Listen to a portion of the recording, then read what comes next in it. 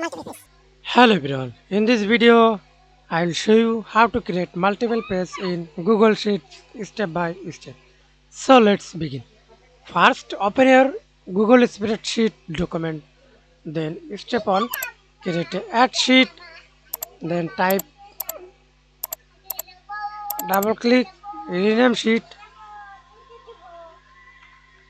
rename, press enter, and again see this sheet, press Ctrl P on your keyboard, use for print, set custom page break, click and use custom page,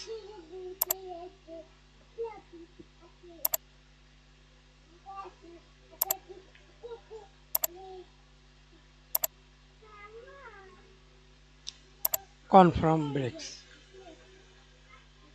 multiple page.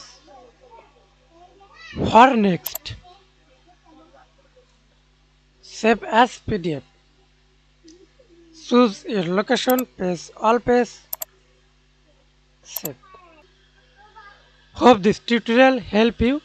Thanks for watching. Don't forget to like and subscribe.